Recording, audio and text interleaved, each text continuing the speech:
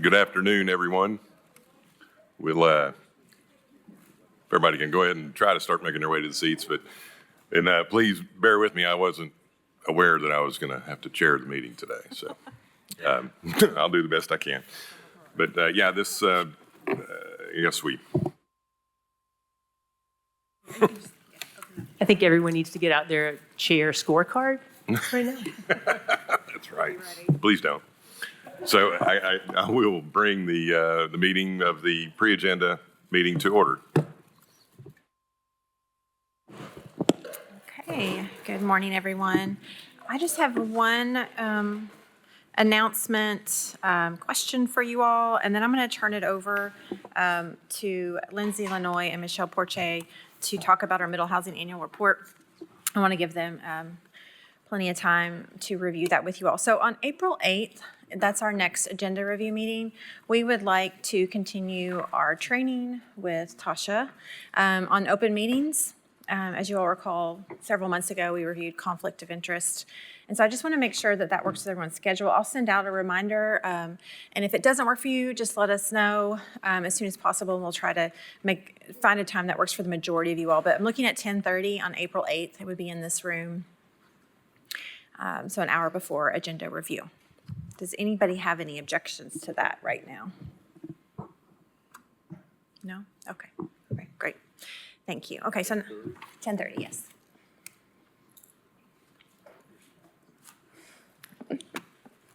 Okay. All right, so now I'm going to turn it over. This is our first annual report of the middle housing, and I'm going to turn it over to Lindsay Lanoy. Okay. So just as an introduction, we're speaking about Article 4.6, which are the middle housing standards. They were approved by the Planning Commission in December 2023 and adopted by City Council on February 6th. So the intent here is to promote the development of neighborhood-scale housing forms that are compatible with existing housing in the surrounding area. Just as a reminder, these standards are applicable in one land use area, the TDR, Traditional Neighborhood Residential, and 4 zoning districts are in 1, 2, 3, and 4. So the intent of this first year report is to assess the applications that we've received, evaluate how the standards have been used, and then identify issues with the standards, and we'll provide some recommendations that will go alongside those. The next step in this process will be a series of zoning code amendments that we anticipate coming in late spring, early summer. So because this is the first year of the middle housing standards, this report that you guys have in front of you has a pretty high level of detail. And subsequent reports will most likely not be as detailed as this one. So just as a refresher on the middle housing application process, this is administered by planning staff instead of plans review and inspection, similar to the site plan and elevation review process in the EN zone or in the DKE. So applicants start out with pre-application meetings, so staff dedicate specific blocks of time for these regular meeting windows to introduce potential applicants to the standards and the process, and if they have plans, we'll review their projects in depth in advance. We hold these meetings on the first and third Thursday of each month, and we kind of schedule people in half-hour increments. So we found that's a good way to structure staff time and to help people kind of meet them where they are. Between the first meeting on March 2nd, 2024 and January 31, 2025, that's where we've kind of cut off this annual report. Planning has held 45 pre-application consultations. Many of these involved consultation about more than one property. So in terms of the application process, applications are accepted on a rolling basis. So once one is submitted and the fee is paid, staff review the site plan and the elevation drawings. We'll coordinate with city engineering and plans review to identify if there are major issues in advance, and then we let people know. We then send the applicant a list of review comments with items to address. This is similar to the subdivision or the concept plan process. And then the applicant has the opportunity to revise the drawings on their own time and send them back to planning. And then once everything is resolved, we issue a middle housing approval certificate and they go apply for building permits, or they're able to. So the charts about the middle housing review are actually later in that middle housing annual report. There's two related to review time. And I'll just make a note that the time it takes an application to undergo the review process varies considerably, and it depends on multiple factors. The quality of the initial drawings submitted, the time it takes to receive revisions. So sometimes applicants take their time in preparing these revisions and send them back to us. Whether the comments were addressed, the caseload of the planner doing the review, and then the number of the applications around that same time. So over the year, most of the applications have taken 3 to 4 weeks from application submittal to approval, though they're not in planning's hands that whole time. Others have ranged anywhere from less than a week to 8 weeks to complete that process. I'll run through some of the application data that's in the annual report. So we have received 50 applications between March 2024 and the end of January 2025. If all of those were built, that would result in 143 dwelling units added to the city's housing stock. 97% of the applications were approved, 3% were denied. There were additional applications not counted in that approval or denial bucket because they were still undergoing their review or revisions at that time. And you'll see this broken down a little bit more thoroughly in the report. Both of the denials were appealed to the Planning Commission and the staff decisions were upheld. And I'll make a note here that planning staff, we really try not to take in applications and fees that are going to be, that don't meet the standards. That's really the intent of the pre-application review process and then the staff review process. So we kind of aim to guide people to change those plans to meet the standards and then have that approval. There's a breakdown of the applications by month on the screen. So the average that we've received per month is 4.55. As you can see, it's kind of, goes in waves, but it's increasing. There's also a chart of middle housing developments by neighborhood. So the TDR land use area spans multiple established neighborhoods. The applications were received for 16 different neighborhoods. The most were 12 in Mechanicsville, 6 in Lonsdale, and 6 in Morningside. And I'd also note, these are neighborhoods that have a large amount of vacant lots. So whereas neighborhoods such as Belmorris or Edgewood Park, like one each, have fewer vacant lots. We received applications from 24 different applicants across those 50 requests. One applicant submitted 11 applications, followed by another who submitted 8, and then it kind of goes down from there, 4 applications, 1 or 2. And I'd note that all of the applicants were either individual property owners or smaller scale developers and builders. In terms of requests by zoning district, 86% of these were concentrated in the RN2 zoning district. And that indicates, the middle housing review process kind of is preferable to that special use review process. On the screen, you can see a chart for the building types. So we have received applications for all of the middle housing types that we have listed in the standards right now. That was something that surprised the consultants from Opticos who came up with that missing middle housing concept when we met with them recently. They were like, oh, wow, most people usually just see like a bunch of duplexes, which we have seen. We've seen 60% of the applications have been duplexes, with the next one being fourplexes at 26%. 8% have been townhouses, and then it goes down from there. Most of the applications that we've received were for lots that meet the standards of the base zoning anyways. A few have been received for non-conforming lots. This is an important factor to consider since the middle housing standards allow more housing types than the base zone. And those housing types typically occupy more space on a lot. So since lots that are non-conforming to lot width are narrower than standard lots, typically smaller, if they have more intensive housing types than allowed by the base zoning, they can sometimes feel a little more out of character than if they were on a lot that conformed to the lot size requirements. So we've received 12 applications for lots that are non-conforming to the base zoning by width, and then 5 applications that were non-conforming to the base zoning by lot area. I'm going to run through some of our challenges with the code now and some opportunities to improve. This is towards the end of the report. So the first one that we've found somewhat challenging is a general kind of misunderstanding of the intent of middle housing. So by definition, middle housing refers to the housing types that fall between single family and then larger family, like multifamily apartment buildings. The standards were not written for single family houses. single-family houses are already permitted in these zones, so the standards were just not written to apply to them. Another misconception is that the purpose of these standards is a blanket excuse for increasing density to the maximum potential of the lot. The misconception that just because the standards were adopted, that all lots should be kind of built out to that maximum capacity.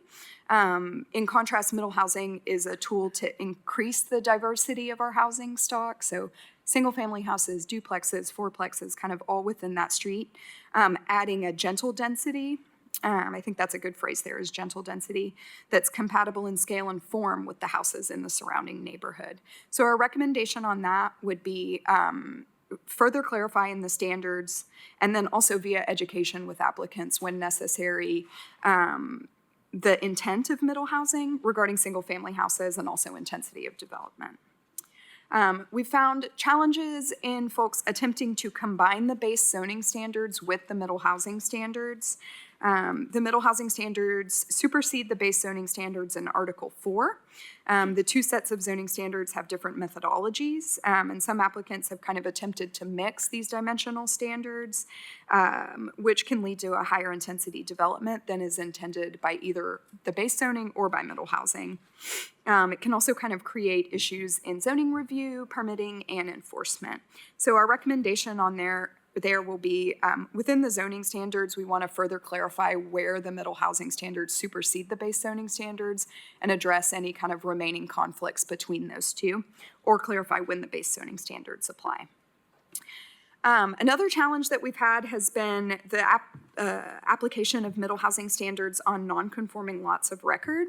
So Article 17.3 allows for development of lots that don't conform to the lot width or lot area of the base zoning. It allows the lots to be developed with uses that are permissible by right or special use, and now the middle housing standards. However, there aren't any additional guardrails in there. So for example, if a property is zoned RN3 or RN4 and it were 25 feet wide, but it's a non-conforming lot of record, the applicant could attempt to build multiple fourplexes or a multiplex kind of due to this loophole. We've done a lot of research and we found that this is more generous than other cities' zoning ordinances in terms of treatments of non-conforming lots of record. And typically it would result in the nonconformity being exaggerated within that block face because a more intensive housing form occupies a smaller lot. So our recommendation is update the zoning standards to clarify the applicability of the middle housing standards on nonconforming lots. Another challenge has been the ability to develop multiple primary structures on one lot. So the middle housing standards were not written with the intent of accommodating multiple structures on one lot. We wanted to kind of start with these standards that were related to, typically related to vacant lots, new construction on vacant lots or conversions, and come back with new standards for cottage courts at a later date. However, there's kind of a loophole or a gap between the middle housing standards and Article 9.1.d. It allows multiple primary structures on one lot in the RN3 and RN4 zones. So as you guys have seen, this has led to multiple requests for rezoning to RN3 or RN4, often for mid-block properties that are zoned by properties with a lower zoning density. And the intent there is usually to kind of use that loophole. So we keep coming back to the intent of middle housing. That's that incremental density in housing forms that are compatible with the surrounding neighborhood. Creating a development pattern that has multiple duplexes on one lot, for example, is a different development pattern from the concept of middle housing. Currently, our standards don't have guidance on how to arrange multiple primary structures on one lot. So applicants could, if the property is zoned RN3 or RN4, they can propose to kind of just stack those units on the lot as desired, which would create rows of structures with no relationships to each other or to the block.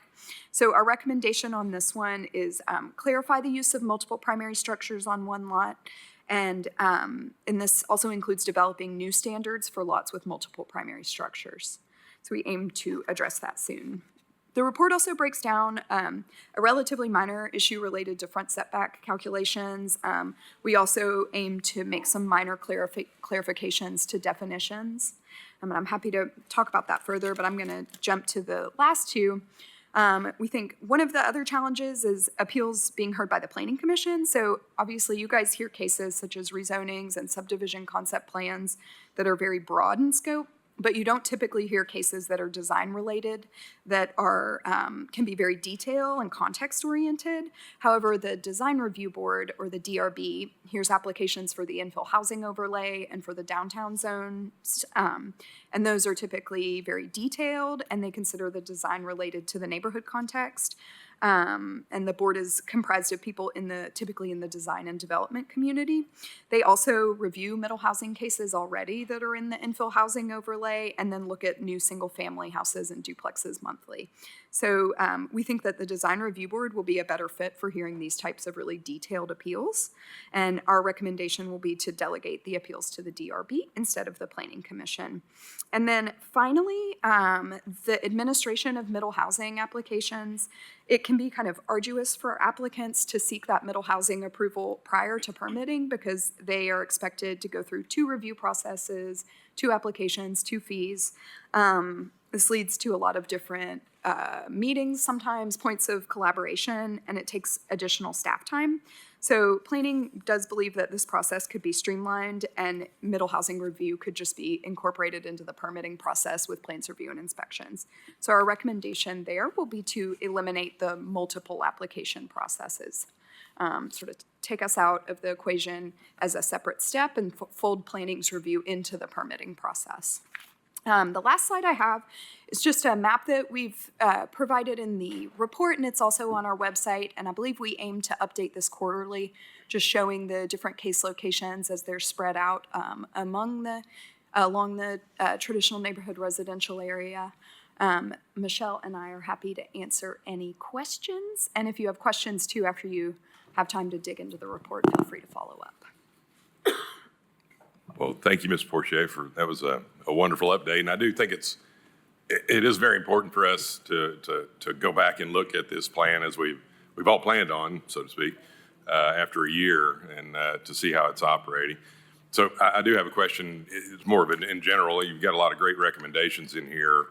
So what's your time frame for trying to bring those forward and changing the plan? I'll let Amy clarify, but we aim to bring them forward in front of the Planning Commission in probably early summer, right? Yeah. Yes, that's correct. We don't have a defined timeline right now, but we'd like to move sooner rather than later.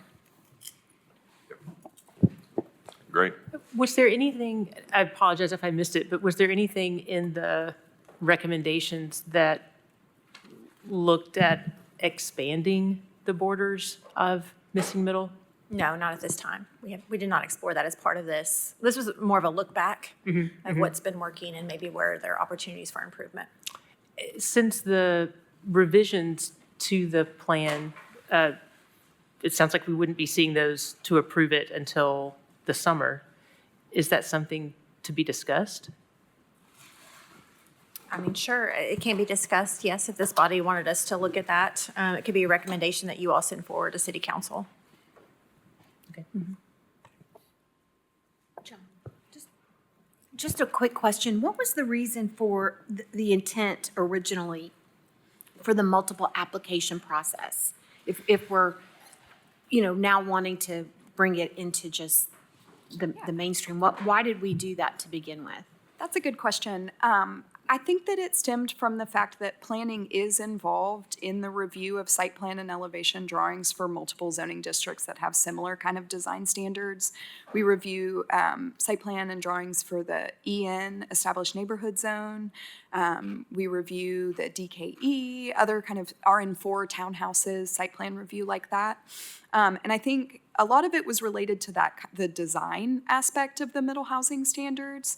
Plans review and inspections typically likes to defer to us on those elements since we have a little more expertise and they're dealing kind of strictly with zoning codes and building permits. So I think that's where we kind of landed on that. I had a quick question on I think one of the recommendations was to clarify the intent of like multiple primary structures on a lot. Is the clarification kind of to be determined, or is the suggestion that there shouldn't be multiple primary structures on a lot? So I think what we would like to have new standards for multiple primary structures on a lot. Because there are middle housing types that include these. However, they're standards that guide the way that they're developed on a lot. Typically, they have a courtyard between them, some community and green space, some standards for how the buildings relate to each other in entryways, height, setbacks, stuff like that. So for it to fit into the middle housing standards, we want to develop new zoning standards. Okay, that's helpful. Thank you.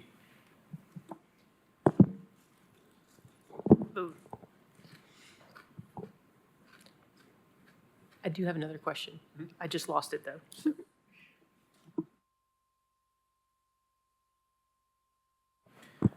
So I do have a question on the revising the front setback calculations and definitions recommendation. Is that, we did have a case that came before us that there was a question of whether or not a setback was a build-to line, and there was a significant amount of confusion. Is that intended to deal with that specific issue, or is this more a general? No, that is a set interpretation by the building official, how that plus or minus it relates to the front setback. The front setback issue that we've identified has to do with permitted encroachments and how we're recommending that people be within 5 feet of the average on either side. But then people have an 8-foot deep front porch, but front porches are only able to permit so far into that front setback pattern. So that's one thing we want to deal with.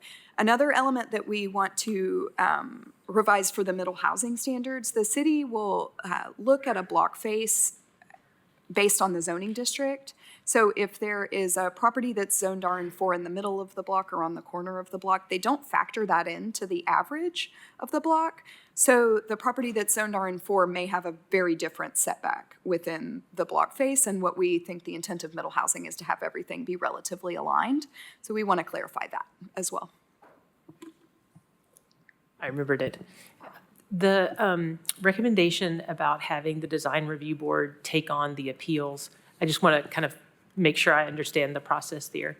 So as someone applies for missing middle, their plan goes to planning staff. Planning staff makes the recommendation, and if it is something that the applicant is unhappy with, if they are to appeal that, then it goes to design review board. And if it is something that staff is approving, it's just approved and moves on. So Yes, if the applicant is, someone could appeal an approval or a denial. But if the applicant is unhappy with the determination, they would appeal to the DRB. So does the planning commission then not have a role in missing middle housing at all? And I'm just wanting to make sure I got it clear. Well, it appeals to the so if someone appealed a DRB determination, that appeal would go to the planning commission. So there is that possible next level that kind of keeps taking it up the chain there. But in best case scenario, Yes. it's handled with staff or with DRB and it's figured out. Correct. Then for the plan as a whole, and I'm asking you to crystal ball this, but that if the design review board becomes that appeal place and that's how the plan is, or the zone is functioning, then a year from now, when the plan is getting reviewed again, does that come to planning commission or does that go to design review board? Commissioner Adams, are you referring to this report? We would continue to present this to this body, because any changes that we would make related to the zoning ordinance, for instance, They would come or here? boundaries, it would come to here, because you all would make those recommendations to city council. But I would say that we would probably, as well, if it was determined that the design review board would hear those appeals, we would want to share this with them as well. And they might have some recommendations that they would then send up to you all. My main point in asking is because I fully understand the recommendation and having DRB handle that. It's having this body be at such a distance or not have it on the mind that it becomes less effective when it does review the report, that sort of thing. That's where it was coming from. Yeah, and I'd also say, in addition to this report, as we move forward, we would probably also include it in our annual report that we present to you all at the end of the fiscal year. With the DRB taking over the appeals, will they have the same authority that they have with infill housing? In that, namely, the ability to grant variances if they see fit? Which, So there, I guess right now, where it's outlined is properties in the infill housing overlay. That Article 16.6.d relates to that allows the design review board to provide variances for some side setbacks, lot area, some elements for properties in the infill housing overlay. So unless we made a code amendment associated with it, right now it would just still relate to properties in the IH overlay. and I may have missed it if it was mentioned, but did the report look at how many cases have gone to BZA? How many missing middle houses or projects? No, we don't have that data in the annual report, and that's definitely something we can follow up and clarify with you. I think right now it's 4 or 5. Okay, because I do think that because of the nature of these lots, sometimes there are times that variances are appropriate and times that they are not. But I think if that could be under DRB's purview, the same as it is with infill, within the limited scope that it is, that might help in lowering the barrier of entry for some of the sites. Just a thought. One more question. And I haven't gotten to look through the whole report yet, but in the preparation of the report, was there any return to the communities that were asked to participate in all of the input sessions? Because I know there was a lot of concern through certain neighborhoods about the impact that this would have. And when I look at the numbers that we can see here, I don't see there being a dramatic, flood of these requests. It seems like that kind of pace that, we want it to be as successful as possible, but it hasn't been overrun. And I just wonder what some of those community members, if they were asked, have they said anything?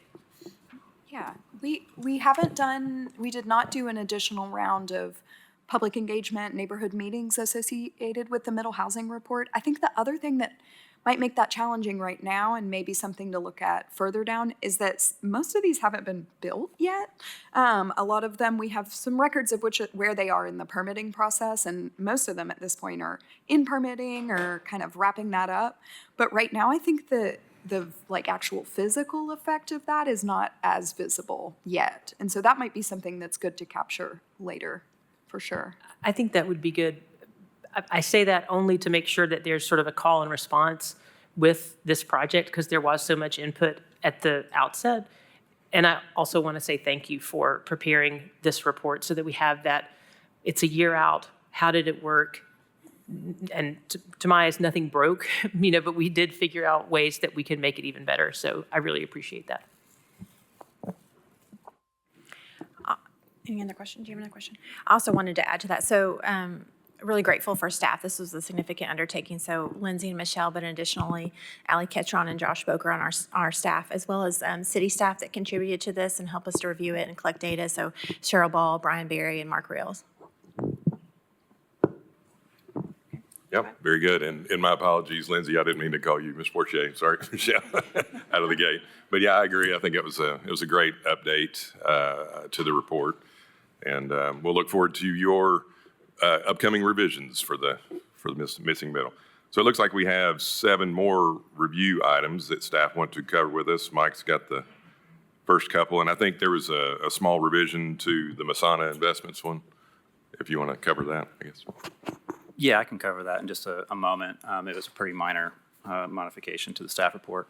So this is a subdivision with so 32 attached units and 53 detached residential lots. And so you see on the plan on the right side, get my laser pointer going. I just kind of highlighted where the attached houses are. It is a single road.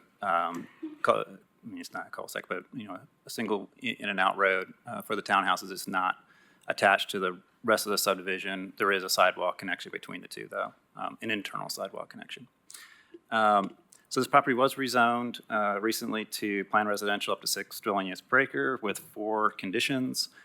Condition number 1 and condition number 4 kind of go hand in hand. They're both speaking to the need to widen Bradley Lake Lane, which is pretty narrow right now. It's basically 1 car wide. So it'll be required to be expanded to 20 feet wide from the entrance to the townhouses, which is the furthest away, up to the next subdivision, which also expanded the road when it was constructed. There will also be a sidewalk on one side of Bradley Lake Lane along their frontage. So there'll be a gap in the existing sidewalk until it gets infilled. Other 2 conditions have to do with a 35-foot landscape type C buffer along existing residences, which would be basically to the west, south, and east side. And then a traffic impact study was also required as a condition, which would have been required anyways because of the number of lots that are proposed. So we are recommending approval of the concept subject to 15 conditions, and then also the development plan subject to 4 conditions. Just quickly, this property, like I said, is off of Bradley Lake Lane, which is just off of Amherst. So Bradley Lake Lane connects to Amherst Road near Ballcamp Pike, and this is Shad Road just to the north from there. Western Avenue, Oak Ridge Highway intersection is just up to the northeast, just to give you an idea where this property is. Existing land use, as you can see, it's predominantly residential. There is this area that is shown as ag forestry vacant is actually being constructed for like office, warehouse, and a sports recreational facility. It is zoned industrial. Remember a few months ago we had a similar use determination for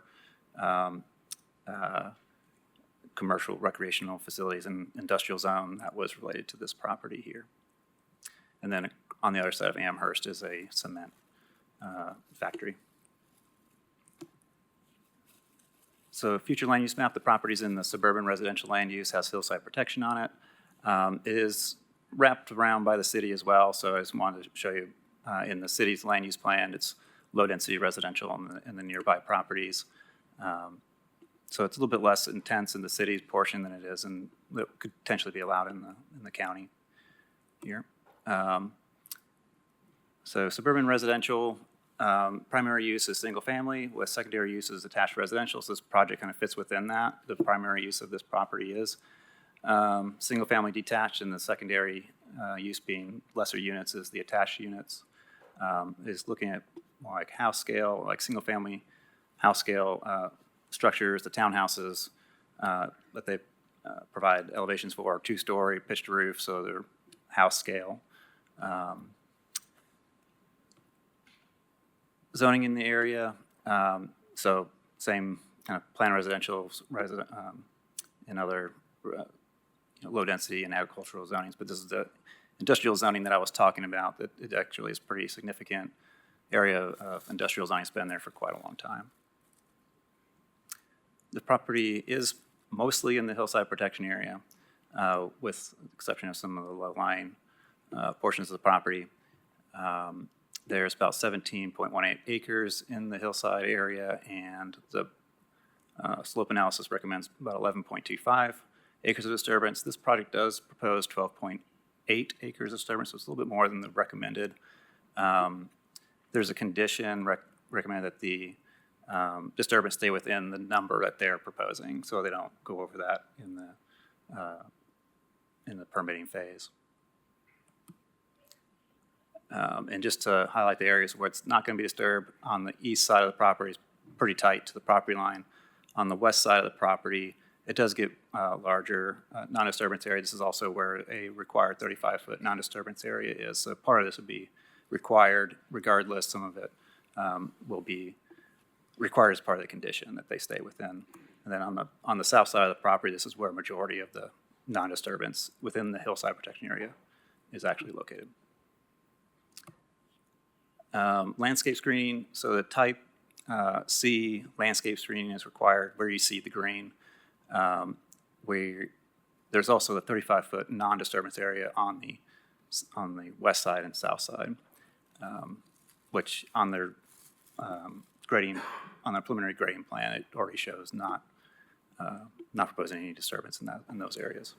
Hey, Mike, sorry, if I should know this. Does the landscape screen go outside the non-disturbance area? Can that be within? So they can use existing vegetation towards that. So it would be, it doesn't necessarily go outside of that area. If there's areas where there's no trees today, then they would need to replant in those areas, or that if they want to use existing, they just need to confirm that the existing meets the intent of that landscape screening.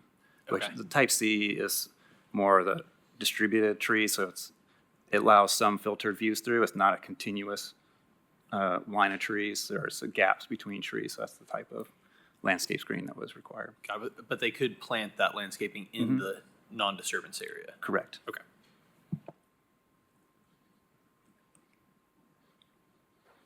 This is the aerial view of the existing, the way the site exists today. Most of the vegetation is on the south side of the property. If you look at historic aerials, a good, like this portion kind of in the middle was farmed, so it had been cleared in the past. And I believe this area here too. This kind of gives you an idea of what Briley Lake Lane condition is today. So this on the left is up by the property where their access roads would be connecting in. When I posted a sign, had somebody else go in the opposite direction than me. It was not pleasant. And there's a condition that pull-offs temporary pull-offs be constructed, before the development begins. So there are people that do live on, there's not many houses on Briley Lake Lane beyond this, but there are people that will be going back and forth, and even construction traffic, the workers itself. But really, you need to have somebody pulled off to even get by them. So there's a condition that at least creates some temporary pull-offs on the front end of this project before the road gets widened. And the property, or the image on the right, is down by, I'm forgetting the name of it, of the Silver Lake subdivision. I don't know if that's correct. But where you see that truck park there, that's their entrance road, and the road has already been widened, from there back to Amherst. Again, this just kind of outlines what they're responsible for, widening back to the subdivision entrance and then the sidewalk along their frontage. They're not responsible for the continuation of that sidewalk beyond their property line. Something else they're going to need to do, according to the traffic study, is reevaluate this intersection with Amherst. It's really close to requiring a left turn lane on Amherst Road at Bradley Lake Lane with just the residential traffic, but once you take into consideration the background traffic for this industrial site, it trips that warrant. So there's a condition that when this project is fully built out, they have to reevaluate that intersection, determine if a left turn lane is warranted at that time or not. If it is warranted, then they're responsible for building the left turn lane at the intersection. So that, Mike, real quick too, and refresh my memory, you said they came through with a similar use review. Was that for like indoor sports? It or was, yeah, it was for indoor sports. like pickleball or something like that? I think it was more like youth sports, like multi-sport field. I mean, it could technically be other things, but I think that's what their intent was. Thank you. Mike, I had a question. In number 4, the condition number 4, I think I remembered seeing something in that report that talked about trimming some trees that's on the Maddox property. Do we require, is that something that we would say they had to do, or? Jim Snowden, you might be able to, or Steve might be able to answer the question. The traffic study recommended trimming vegetation along the Maddox property at the Amherst and Bradley Lake Lane intersection, like keep the site distance open. Is that something that the county would do, or is that something that a developer would be responsible for? That's something, if it's in the right of way, that's something we would do. If it's not in the right of way, we would ask them to get with Maddox and get that taken care of.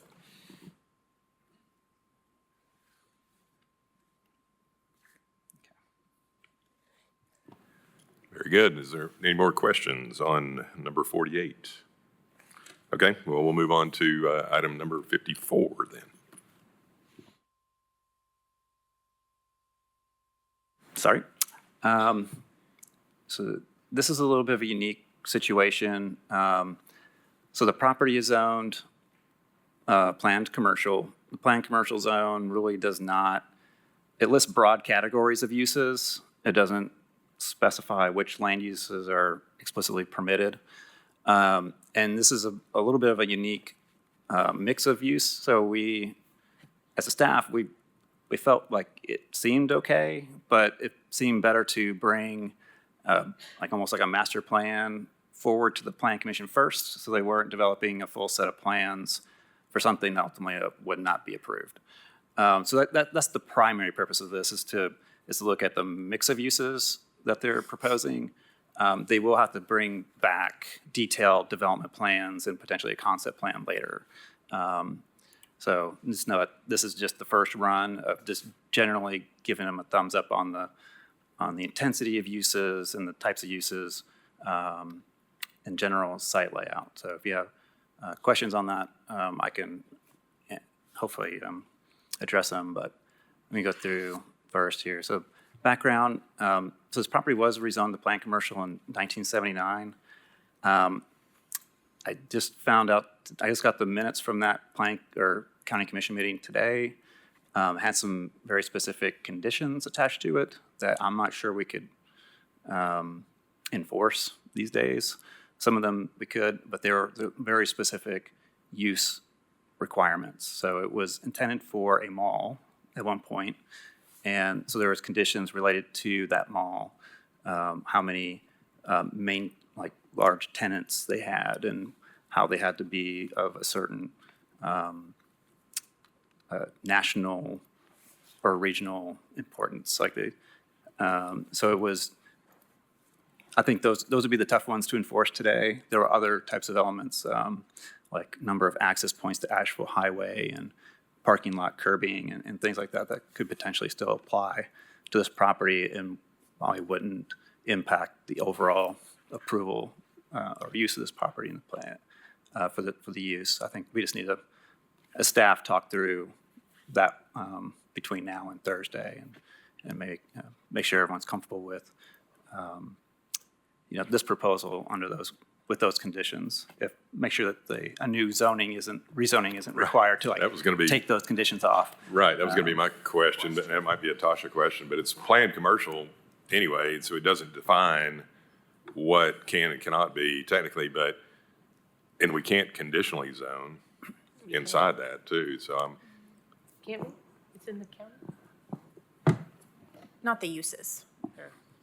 Yeah, I was concerned with the conditions of the use. Of course, this was back in 1979. They may have felt more free to do that as part of the rezoning phase. But anyway, since I just found that out today, I'll get back to everybody and let you know what's happening there.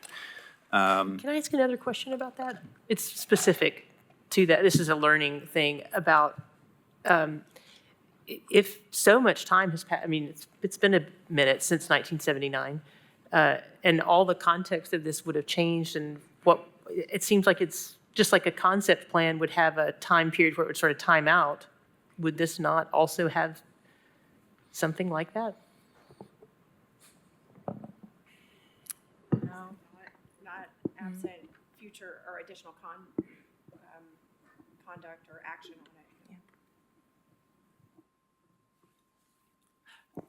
it. And I will say, so the existing grocery store and existing businesses along their frontage here, some of those were rezoned or actually annexed into the city and weren't built until they were annexed into the city. Or maybe they were annexed shortly after they were built. I can't remember. I might be off on the sequence there, but obviously what has transpired doesn't really fit what those conditions were anyway. But anyway, we'll get back to you if there's an issue with the zoning conditions and before Thursday. Okay. So there are 4 conditions. So staff is recommending approval. There's 4 conditions. The summary of those conditions is that the Planning Commission, must approve detailed plans going forward. This is just the master plan. So the applicant would like to start rough grading once this master plan is started, just to start prepping the site. I don't know if that's ultimately what they're going to do, but we didn't have too much concern with it. One of the conditions is that they must stay outside of that conservation area, that yellow ring around the outside that kind of goes around the lake. So that's one of the conditions, at least to stay out of that with the rough grading. The site is relatively flat. There's 2 little elevation elements on the site that they would like to start taking down. But if you have any concerns with that, please let us be known. But that's the intent of the applicant. Generally, so just a quick overview. This property, it's on Asheville Highway, just northeast of the interchange with I-40. It's right across the northern terminus of Governor John Sevier Highway. So shares an intersection with them. Existing land uses in the area. So there's a large quarry to the northwest. It's operational. And then along Governor John Sevier Highway, it's primarily commercial uses until you get a little bit further east. I'm sorry, not Asheville Highway. I'm sorry, not Governor John Sevier Highway. Existing land use map. Another one of these sites where sites in the county, but it's surrounded by or has city property that abut it. Just so I showed the city land use plan in addition to the county. So this is corridor commercial place type, and then the city's future land use map allows very similar uses to the county, which is pretty much commercial, office, multifamily, low-density residential uses. So the 2 land uses actually match up pretty well. So corridor commercial, primary uses are commercial and office, and then does allow consideration of residential uses and civic uses. There's really not too much else in this other than like locationally, like it's in the it's appropriate for this location, these types of developments. So I mentioned in the staff report that the master plan is only for the planned commercial area of the property because there's a little bit of CA zoning on the north or on the southeast corner of the site. So technically they could pull permits on that tomorrow. There's nothing that this plan would stop them from pulling a permit to build something there in the CA zoning. But that's why in the staff report it mentions that. So existing conditions of the site today. And so you might maybe notice that one of the uses is a very large parking lot. It's about 3,000 spaces. Part of the reason is because they want to share parking with the River Breeze Event Center on the south side of Asheville Highway. River Breezes right now does not have their own parking. They only have a very limited amount of parking on site. They're busing people from a remote parking lot. So the intent here is to obviously have additional parking on this site. People can walk underneath the Asheville Highway Bridge so they don't have to cross Asheville Highway. I guess if you have questions about that, I might be able to answer, but the applicant might be able to more completely answer questions. So I've got a quick question. I guess this is as the master plan, if you will. Are those ball fields? I guess you've got the Yes. parking lot there, and then I see Yes. the baseball. I diamonds. didn't put the legend in this image, but on the plan, just in the northeast, on the top right corner, there's a legend. But yes, these are the rectangles are multi-sport, like football, soccer fields, and then obviously these are baseball and softball fields. And the future RV development area, they really didn't have an idea how that would work yet, so they didn't put a design in there other than to show a location. But that was one of their uses, is they wanted to have like an RV park. Transient, nobody's staying there permanently. I think it's, from a road standpoint, most likely the road up to extension of this existing road back to the traffic circle, we kind of assume would be public, and then as well as extending the public road off to the east behind these out parcels. From there, it's kind of an open discussion on whether it'll be driveway system, whatever, but that'll be more part of the concept plan stage in the next applications. So if I follow, essentially, is this kind of an all or nothing approval? In other words, like if commission didn't like one use that's shown, is it just denied or? No, you don't have to. I mean, you could, so they will have to come back. So there's nothing that you're setting in stone necessarily, because they could always, with a new development plan application, they always revise their application by what they're proposing that moment. There's nothing that says it's not a zoning condition, so it's not like it's set in stone in the same way. I would, if you want to have additional guardrails put in place, you could do that with the master plan process, say, limiting it to a certain amount of, versus it's the parking. If you want to limit to a certain amount of parking or location of parking, you could do that as part of the face of the applicant notes, not to exceed that or to, do it that way before they design it and come to the planning commission and then have to redesign. So the more, if there's elements that you want them to be aware of and to take into consideration, it's good to do it now, so that both staff and the applicant know. But yeah, you could, planning commission could say no to the RVs and sure to the rest of it, for instance. So yeah.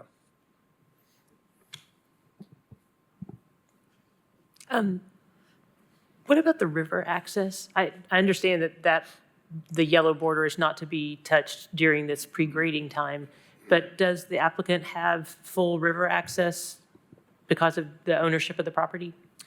Yes, they own all the way to the river. Their intent is to leave it alone. Hopefully, have it open for access to the public. I think some of that's still to be worked out. Whether they donate that piece of property or they still retain ownership, but there's this access provided. But I think their intent is to not develop it. That's definitely their intent there. Beyond that, they hope to allow public access to it, and they've gone further down that path in discussions, but yeah, that's their intent is to have it open. So. And just a comment on that too, and I'm just looking at the topography of it. It looks like it gets pretty steep right at the river there too, on a lot of it, not all of it, but it'd be difficult to do much of anything if it's 50 feet below you. Yeah, it's about this western part is pretty flat, and then once it gets to about this point, it does get steep. But yeah, this portion is pretty flat. So I'm sorry, go ahead. Did you have a question? You can finish. Okay.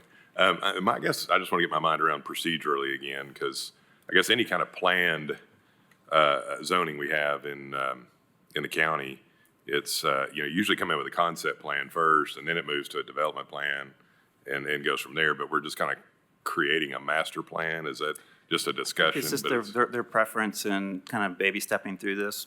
Okay, so just we're making sure that there's nothing here that the planning commission feels is not appropriate. Right. Before they go into the real design work and right. So they just want to say, hey, this is kind of our idea, real top level. Yep. And then they'll come up with a concept plan, then a true development plan after that. Correct. Okay, great. Just clarifying. Thank you. Hey, Mike, will there be any conditions on these parking lots? I mean, it looks like it's a lot of parking with the if they do the RV recreation area and then they have this other existing parking lot. Is there going to be required landscape inside and the interior, medians? Or can it be just all asphalt? Well, the planned commercial zone requires that parking lots are not open. They, I guess, in like just a blanket asphalt. But there's no real standards for it. It does talk about having like, entryways, landscaped and such, but the Planning Commission has some of, purview to require landscaping if they feel it is necessary. I'm not sure, Steve, if you have any other thoughts on parking or landscaping in the parking lot? No, I would leave it up to the board to, if you wish to condition landscaping, we would enforce it. Is that something we do now, or do we wait till the plan comes back? It could be now, but it would need to be pretty, I guess, you'd have to be specific enough that we could give them direction, or at least general enough that it gives flexibility. Well, one of the two, it needs to be, I would prefer flexibility in how that would work, but generally, landscape or terminal islands on the ends of parking rows, and maybe some landscaping every X number of spaces. A typical one is like every 20 spaces in a row, then put an island of tree in, or something along those lines that just helps. Yeah, I think it would be important, to at least give them a heads up, because I don't disagree. We don't want just a big sea of asphalt out there. It's just not going to look good. Is it possible, do you have any kind of generic things that could be, not necessarily enforcing it, but we need to let the applicant know, I think, to give them a little bit of direction. So when they do come through with the concept and development plan, it can already be in instead of trying to add it at the meeting. I can put something together. Yeah, if you all have specific suggestions though, and that you want staff to explore, and then we can bring those back to you. There's. I'll just email Mike. We'll just talk. That's fine. Okay. Mike, I think there is some landscaping requirements for the neighborhood commercial parking areas, isn't? Could give us some guidance. Yeah, there is. So we might be able to pull something from that too. So we could use that. Yeah, so we got to remember that that's intended to be uses up against like residential uses. So it is a pretty intense version of landscaping that that's probably even more so than what the city uses as like its base landscaping standard for parking lots. So, but we can definitely pull from those. Thank you. It seems like if we could start with the goal as opposed to being super specific about, every 20 lot sort of thing, but if the goal is to prevent the sea of asphalt or heat issues, like to outline like what are we trying to avoid, so that then the developer has the ability to think through options that help defray those things or make those not happen.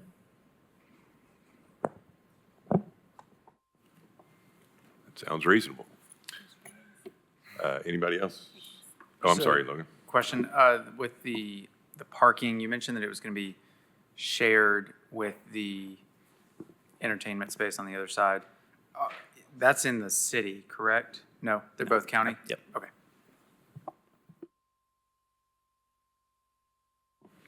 Great. If there are no more questions, we will move on to agenda item number 5 with Ms. Hillman.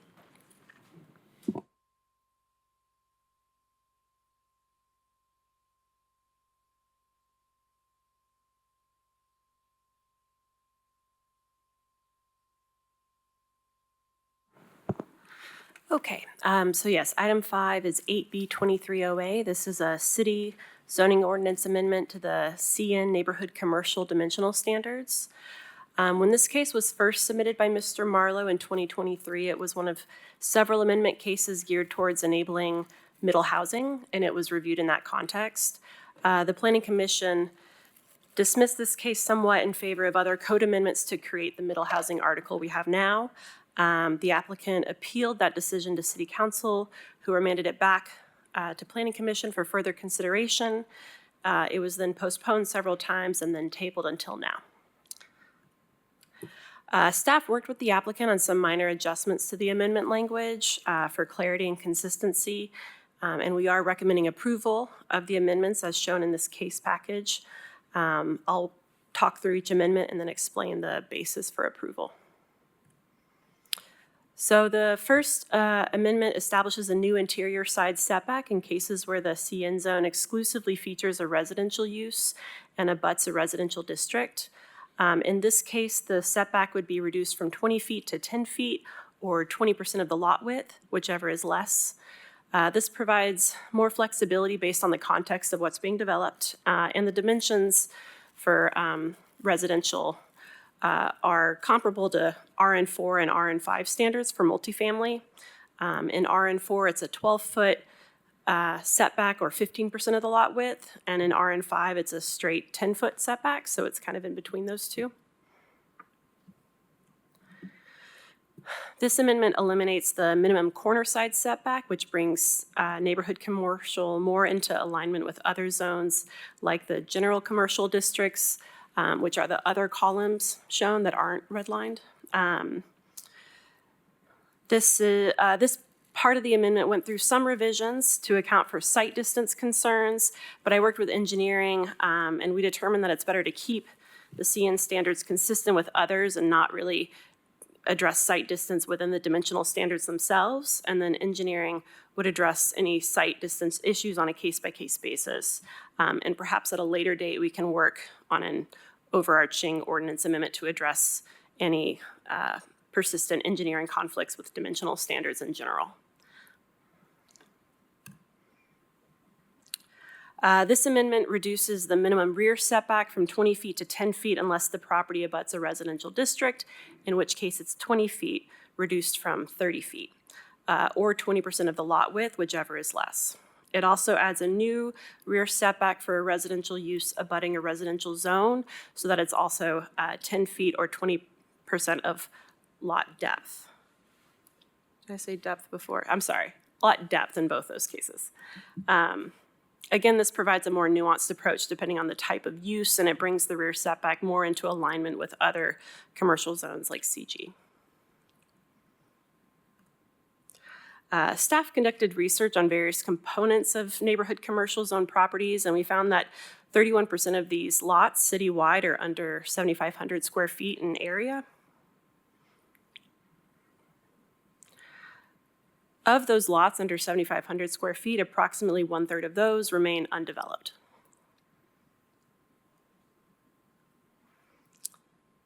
The vast majority of these smaller lots are in the older traditional neighborhoods where there is infrastructure to support infill development, such as easily navigable grid street networks, transit and sidewalks. These neighborhoods that have good redevelopment potential are disadvantaged when it comes to the current setback standards. Unlike the other commercial districts, the purpose statement for the neighborhood commercial zone says that it's intended to provide for an environment of integrated residential development and small-scale commercial and service uses that predominantly serve nearby residential neighborhoods. So as you can see in this map that's encircling CN districts, they are intentionally located close to residential zoning. In fact, almost 70% of CN zone lots citywide are surrounded by residential zoning. Considering the substantial percentage of small neighborhood commercial lots and the code's emphasis on having this district integrated within and in service of residential neighborhoods, staff has determined that the proposed amendments improve developability in a way that is consistent with the intent of the code and without undue negative impact on adjacent properties. I'm happy to answer any questions about those amendments.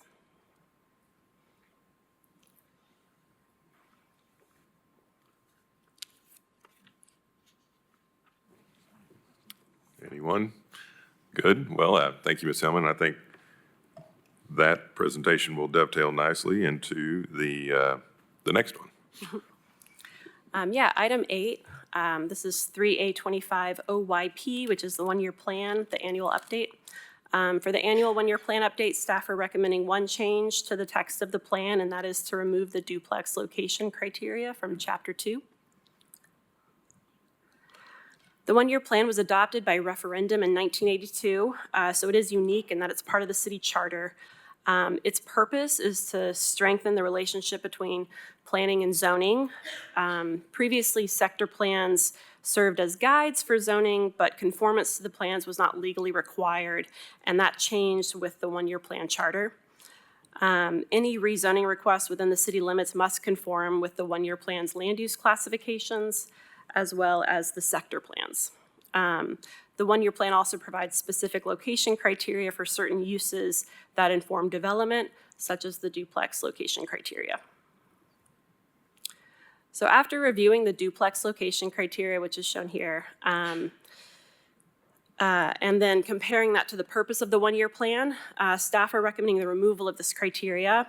The primary reason for this is that it conflicts with the one-year plan's intent to align zoning with the city's comprehensive plans. This location criteria doesn't exist in any of the policies or principles of the general plan or the sector plans that it's meant to be representing. There's also specific criteria highlighted here in red that could be seen as being in conflict with the low-density residential land use classification. LDR describes duplexes as a primary use, not as a buffering or incompatible use. And in LDR's location criteria, it specifies that these uses should avoid direct access to major collector streets, whereas the one-year plan says a duplex should be located on a collector's street. We already have design criteria for duplexes codified in the zoning ordinance that helps to ensure that new construction of this housing form aligns with the character of a single-family neighborhood. Additionally, the special use process in the single-family zones, RN1 and RN2, evaluates architectural elevations and other aspects of a duplex to ensure it's in harmony with the surrounding area. The main concern we've heard from the public, aside from just general opposition, is that these design standards in the code don't necessarily apply to duplex conversions of a single-family home. I researched how often we see duplex conversions, and it is exceedingly rare. Of the 55 special use cases we had for duplexes in the past 5 years, only 2 were for conversions. I also checked with plans review and inspections to see how often conversions to duplexes come through permitting, and it's uncommon even when it's permitted by right as well. Their theory is that the building code fire separation requirements make converting single-family homes into duplexes more difficult and costly. Staff don't think the one-year plan update should hinge upon or be delayed for the sake of an ordinance amendment to add duplex conversion design criteria to the code. The charter specifies that City Council should adopt this plan each year in April and no later than May, so there's a risk of delaying that timeline that's pretty well codified.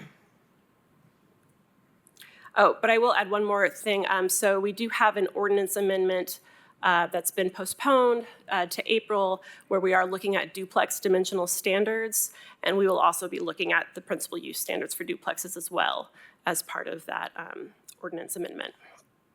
So we could be addressing that separately.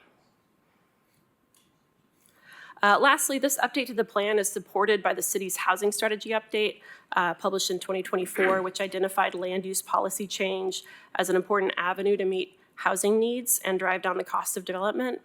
The strategic plan specifically promotes middle housing as an approach to diversify and increase the city's housing stock. So removing the location criteria as a barrier to duplex development can aid in this effort as well. I'm happy to answer any questions about the update.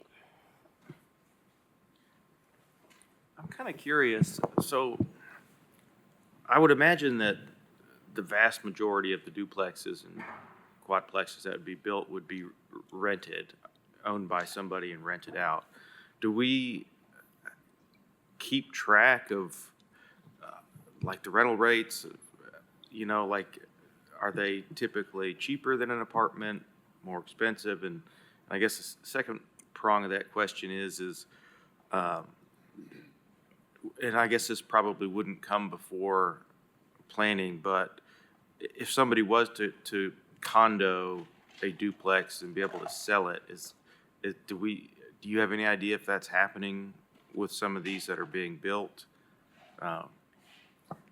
So that issue of selling duplexes is actually part of what brought about the ordinance amendment we're looking at now with the duplex dimensional standards, because currently you cannot like subdivide a duplex and sell them as individual units.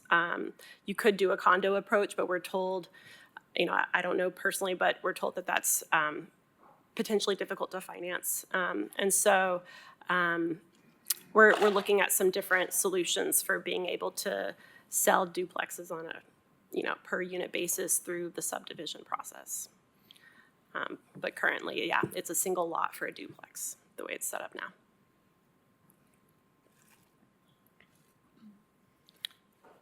Does that answer all your questions, Commissioner? And I don't know about the so. cost of. No, I mean, I guess that does address, I mean, I guess that my question is if I'm in support of the duplex model as a solution, I think, to allow maybe a little bit cheaper construction. But if they were all being rented, I think that we would want some ability for people to be able to sell them. And there's no rental registry, so it's hard to track that type of information. I guess I have a similar concern because I was just thinking about this morning, and I am concerned that right now there's only a rental option for the duplex, if I'm hearing what's being said correctly, that there's not a pathway to ownership with a duplex right now. That's not, yeah, exactly. That's not necessarily true. Do you want to speak to that, Commissioner? I've got another question, but go for it. Owner occupied, I could live in half of it and rent the other half. Yeah, Or I could live in half of it and have my sister-in-law live in the other half. okay. So there's all kinds of mechanisms for ownership besides just being a landlord. Okay, We've worked on a number of duplexes that were sold individually through a condo regime. So it's the same as if you were doing a condo building. You just have 2 units instead of however many units a condo building. okay, that's what I thought was applicable here, but what Ms. Hillman was saying made it sound like maybe that wasn't the case. That route is harder to finance because condos have a totally different realm of financing versus if you're buying the plat of land that it sits on. And so what the issue that the city doesn't currently allow for, but for example, like I believe the county does, is being able to put a property line down the middle between the 2 duplexes and buy that piece of land that's on the other side. Yeah, so it just basically looks like a 2-unit townhouse in the end. That's what.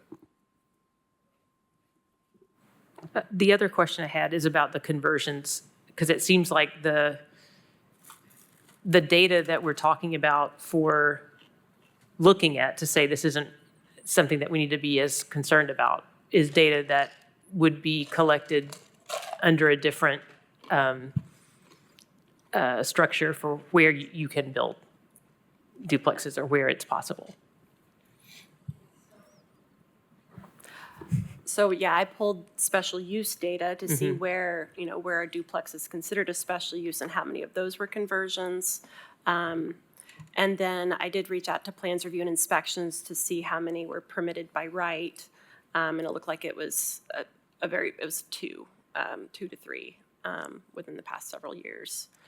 That's not to say that it's not being considered as we're looking at the ordinance amendment for duplex dimensional standards. We've been instructed to look at the principal use standards for duplex conversions as well as part of that package. But if as it is written, this is approved, and then I want to go convert a house in a neighborhood to a duplex, I don't have to meet any design standards to do that.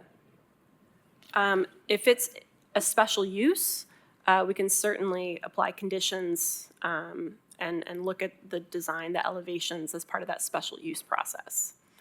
The one-year plan did not have any specific design guidelines for duplex conversions, so we're not removing that through this location criteria removal. Right, but we're broadening the location opportunities for duplexes, right? There have been instances where duplexes have come through special use, and we would have recommended approval were it not for the one-year plan location criteria. Right, and because I think, Samelia, you had one recently that came through, right? That we had this confusion on. And to me, I think the amendment is great. I think it just kind of clarifies it a little more versus opening it up. I think the direction that we're taking now is the proper direction. So if that answers any of your question. If it's zoned properly, you wouldn't necessarily have to have a special use if you converted.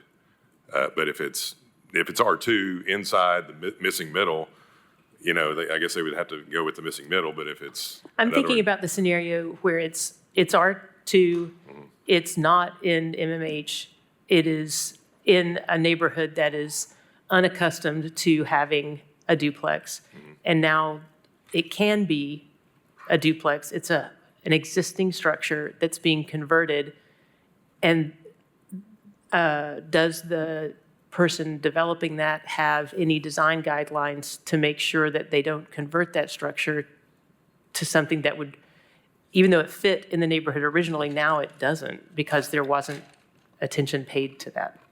That's what I'm asking about. I think it might be helpful if you have a specific example of a design criteria that we would want to consider. As Ms. Hillman said, that is something that we will look at and we can look at in the future. But I guess I'm having trouble imagining exactly what maybe you all are, what were you referring to there is.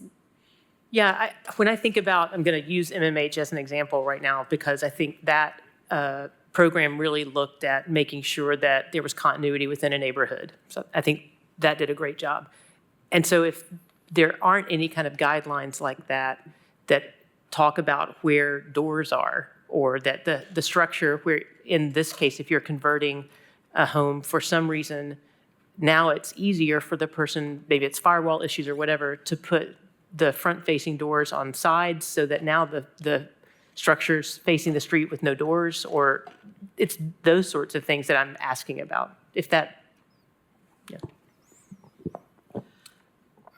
I would also, just to put it in context, someone could do the same thing with a single-family house as well. So I think in most of those, there are the neighborhoods that, like EN, for example, like those have design guidelines.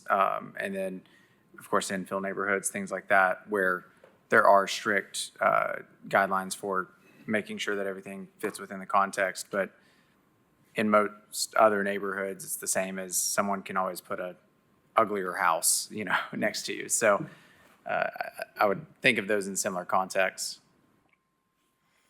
And again, if it was an RN2, it would go through the special use process currently, and we would be looking at the architectural elevations as part of the consideration of approval of that duplex, whether it's a conversion or a new build.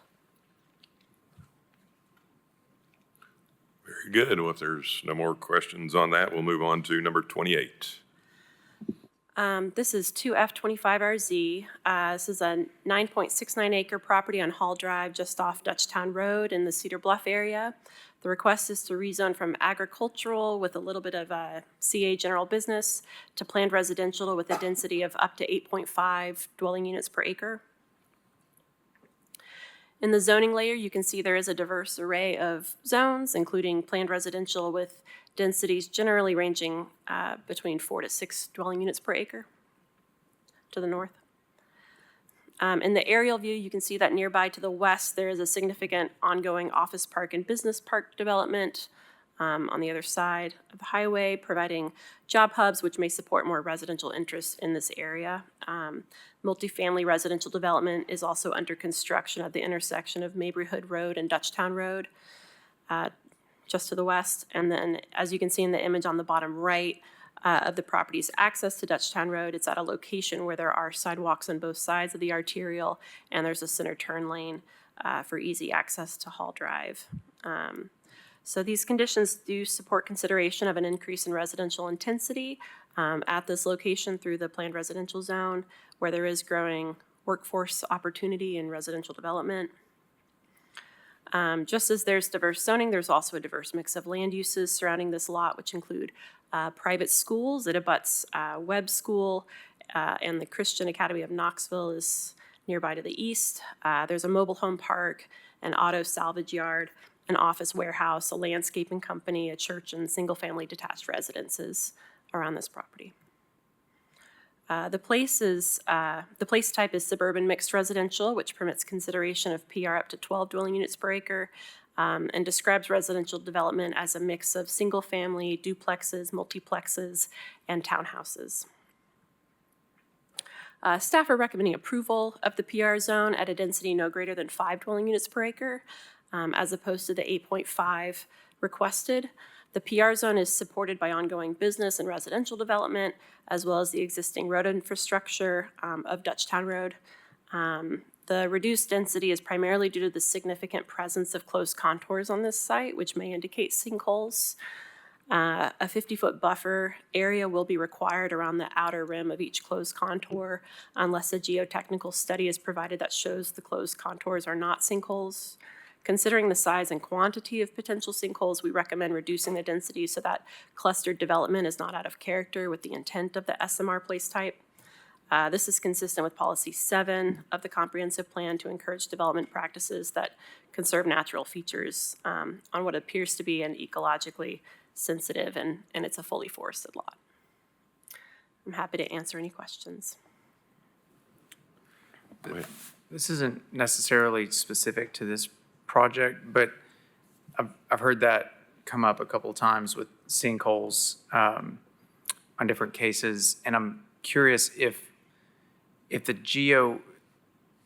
had a geotech report that said these were not sinkholes, for example, which I agree these look like, in this case, they look like sinkholes, but would that change staff's recommendation, or if before or after the case, if they presented evidence before the case that said, hey, these are not sinkholes, would that change the recommendation, or even afterwards, could they come back and say, these aren't sinkholes, can we go back to the 8.5? I think additional information on aspects of the property like that are part of the consideration with a rezoning, because we are thinking about, when you're clustering density, what does that look like, and how does that conform to the area around it? We did reach out to them early on and share our concerns about the number of sinkholes on this property, and no further, supporting documents to that effect were provided. So I guess clarification, this one came before us and we postponed it, was that right? The applicant postponed 30 days. Yeah. Okay, and have you been in contact with the applicant since then? I mean, what's their temperature on 5 units now? Yeah, I have not gotten a clear answer. I think the representative and the property owner were playing phone tag, so I'm not I know that it's a pretty specific density that they requested, 8.5, so they probably had a specific development in mind. But yeah, I haven't heard back on whether they would accept 5 or not. Very good. We'll find out Thursday, I guess. Okay, if there's no other questions on the Hall Road, we can go to number 40. Ms. Warner, thank you, Ms. Elman.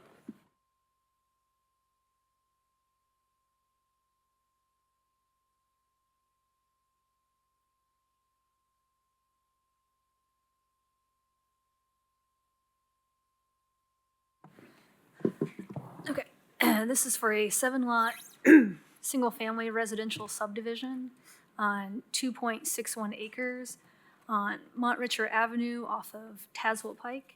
It's directly next to Beverly Park. So this is in the RB zone, other than some of the city annex property in there. But subdivisions more than 6 lots require a concept plan. but the RB zone does not require a development plan, so just got the one case file number here. This would be phase 3 of the Montricher subdivision.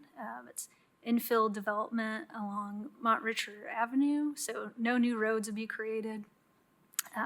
This property was formerly part of Beverly Park, and it was sold last year, and most of the property is currently wooded. So the RB zone requires a minimum lot size of 10,000 square feet for single-family lots. The proposed lot sizes range from 13,602 square feet to 26,352 square feet and are generally equivalent to the lot sizes within the existing neighborhood. And the new lots will have side entry garages as shown on the plan. A portion of the property is within the hillside protection area. And the recommended disturbance is 0.5 acres. They're projecting to disturb a little bit more than that at 0.77 acres. We're recommending approval subject to 6 conditions.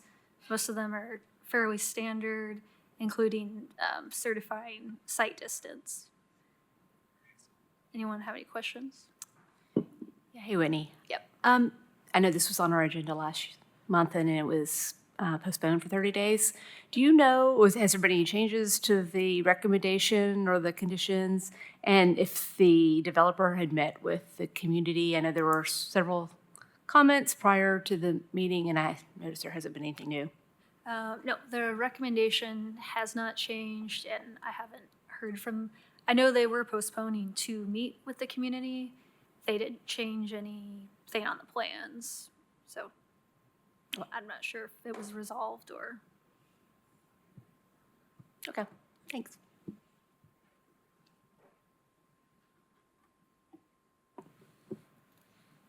Any questions? No questions? Thank you, Ms. Warner. If you could go on to item number 42, our last item. This is a revision of the Eastwood Estates Phase 2 existing subdivision off of Ruggles Ferry Pike.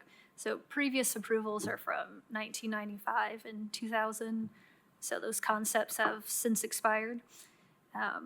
This proposal is for 35 single-family lots on 20.38 acres. This is in the RA zone, and so just a concept is required for this one, also no development plan for the RA zone. Currently, it's mostly wooded area. So the RA zone requires minimum lot size of 10,000 square feet. The proposed lots range anywhere from 10,218 square feet up to 121 square feet. And they're generally equivalent to the lots in the existing subdivision, other than kind of these 5 larger lots on the north side. 2 new public roads will be created off of Monty Lane and the Eastwood Estate subdivision. Because of the steep topography, the pavement width has been reduced to 22 feet from 26 feet, and the right-of-way from 50 feet to 40 feet. So an access easement is created up in this area. These are the public roads. And these are specifically for the 5 larger lots, and it's gonna align with the existing gravel road that they had created years ago. And a preliminary drainage plan has been provided, and there is possibly a stream running through here, and so a stream determination will be required during that design plan phase, and that's also one of the conditions of the concept. So this property is also within the hillside protection area. Pretty much all of it is. So the recommended disturbance is 6.88 acres. The projected is 8.72 acres. So it is over the maximum.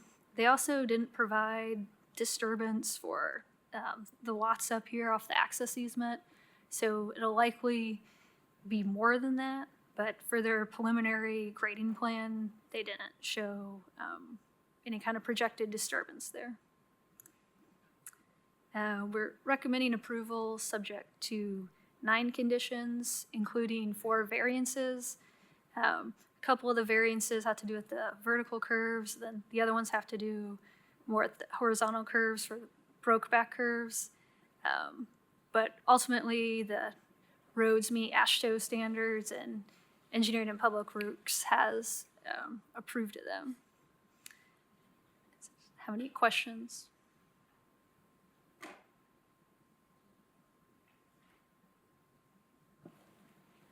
I sort of have a question. So I'm struggling a little bit, and I oftentimes am curious when I see the blue line stream shown on the map as far as like what's it look like on the original subdivision plat. And so I think one of the people that had a comment maybe owns one of these lots that has the blue line stream running through the backyard, and there's nothing shown on the subdivision plat as far as, you know, any sort of an easement there, or, you know, stormwater easement or anything like that. And I mean, practically speaking, it does look like a lot of water runs through that. If an increase in runoff is a result of the development, and there's no easement there, you know, for somebody to be able to go in and do work without being on a private landowner's property, how do we deal with that, or do we not? That might be an engineering question. There is a 20-foot drainage easement in that neighboring subdivision. I saw that, but that seems to line up with the lot line, whereas the stream seems to go through the yard. If it's accurate. I'm assuming KJS is probably wrong on that. And you know, Tennessee is a natural flow law, so Right. the downstream neighbors have to accept the flow, but the developer will have to meter that flow to pre-development rates. So they will have to comply with the stormwater ordinance. Okay.